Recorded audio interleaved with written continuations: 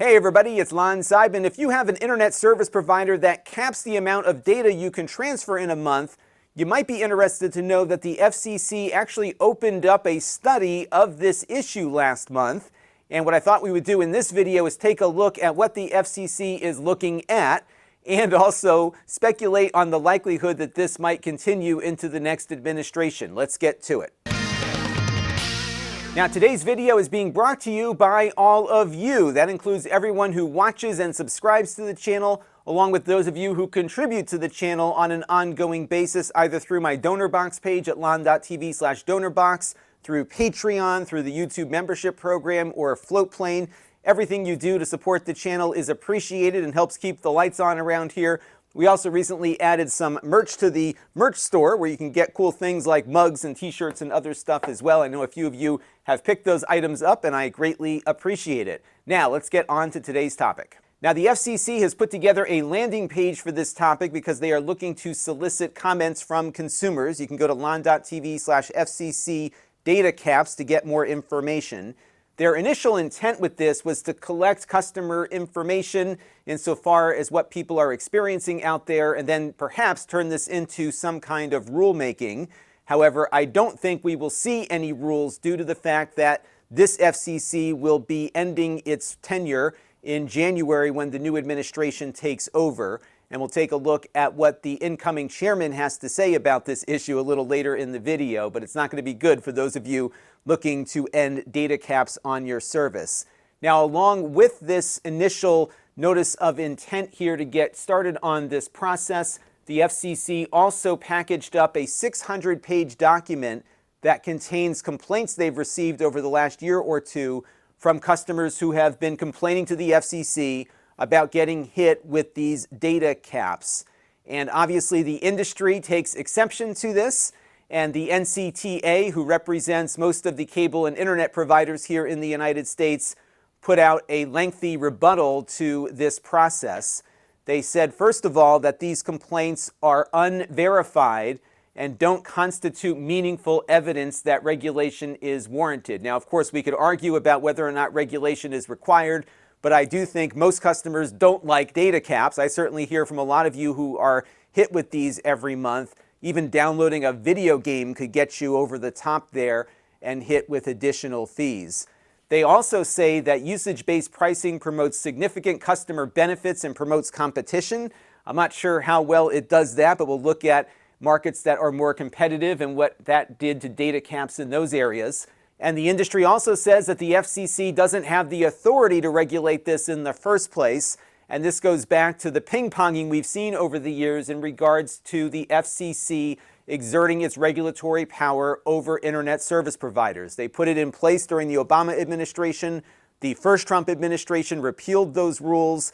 The Biden administration put those rules back in, and now, of course, we're seeing the incoming Trump administration intending on taking those rules out once more. And the problem here is that there is no legislation that gives the FCC the authority. They're basically interpreting existing law to say that they have the right to do this, but it really hasn't been tested in court yet. The cases are still working their way through, and without any kind of law that directs the FCC to do something, it's kind of up to the courts at this point. And this just goes to show you that Congress doesn't get involved with a lot of things anymore. And because of that, we have administrations exerting executive power to try and get their regulatory bodies around things that did not exist at the time these laws were created.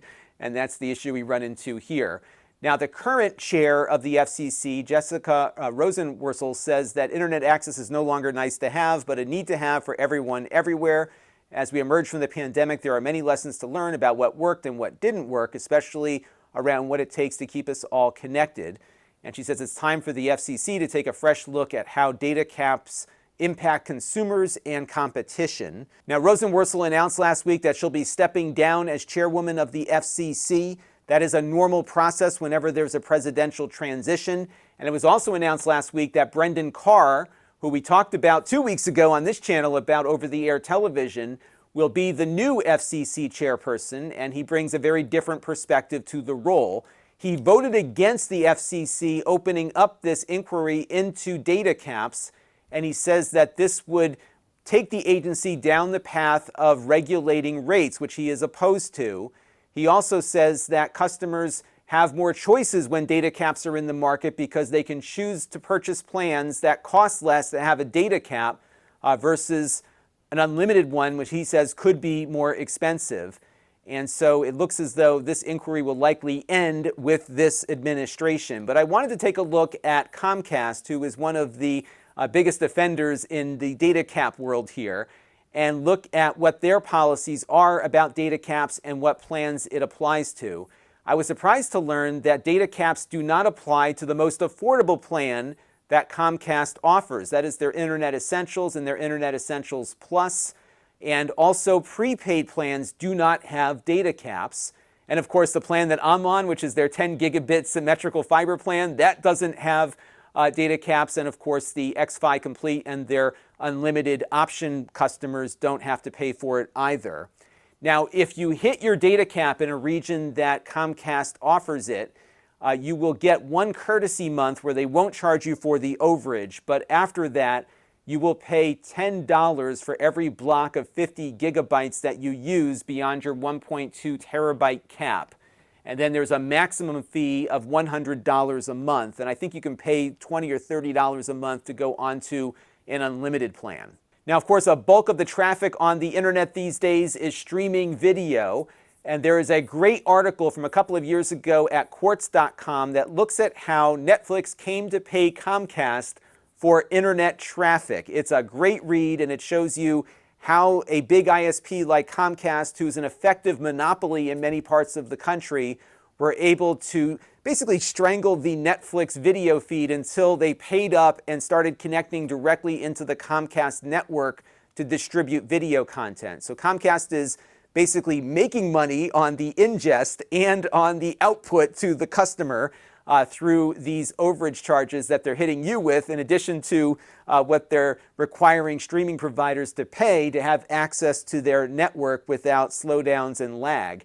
And if you go in and do a trace route to Netflix or any of the other video streaming providers from your ISP, you will see that there isn't some CDN going on here. There is an actual computer plugged into, or many computers, plugged directly into Comcast network. So here we've got this Netflix video server in San Jose, California, which connects directly to this Comcast one. We're not going through the internet here. Netflix is plugged right into Comcast, yet you are paying for data overage charges that they say are the result of having to bring all this stuff over the internet. But there really is no internet here. This is a Comcast intranet that you are streaming from, but they've certainly found a way to make some money here. But if you look at where the data cap is excluded from, it excludes right now the Northeast markets where I live. That includes Connecticut, Delaware, Massachusetts, Maryland, New York, Pennsylvania, very densely populated areas that, by the way, have a lot of competition now coming into play through fiber optic providers and wireless. And what has that done to the market? Well, let's take a look. Frontier Fiber in my area has no data caps. Go NetSpeed, a small ISP that we have here in Connecticut, also has no data caps. Verizon, who has a 5G home internet service, no data caps. Even Starlink, if you're on their residential plan, have no data caps. You might see a little throttling on Verizon and Starlink's service when you hit a certain data level, but you're not going to be charged more than that. And another thing that's happened around here is that my 10 gigabit service now is 10 gigabit because Frontier, the other fiber provider in my area, upped their connection to 7 gigabits, and so Comcast kept cranking up their 10 gig service so they could still say that they were the fastest ones. I am still paying the same price for the Comcast service that I have as I did when it was only 2 gigabits 3 years ago. Now it is 10, and a competitive market brought all of that up. So Carr is right that if you have a competitive marketplace, data caps can certainly be an issue that might disappear if ISPs are being more competitive, but they tend to exist in areas where there is no choice. And the question that I have is, if you have a monopoly that's not regulated, should we perhaps have some rules to say that you can't cap the internet in a place where there is no competition? Certainly in Connecticut, there's no need for this regulation right now, at least where I live, because we have so much choice, and one of the competitive factors here is no data cap. And I don't believe Comcast will try to put that cap in at this point. They were thinking about it a couple of years ago, but then the market got a lot more competitive. So I don't think this FCC inquiry is going to go anywhere after the new administration takes over in January, but I would love to hear from you down in the comment section about data caps in your area. Specifically, are you seeing ISPs hit you with a data cap if there are competitors in your area that don't have one? I'd love to know about that as well.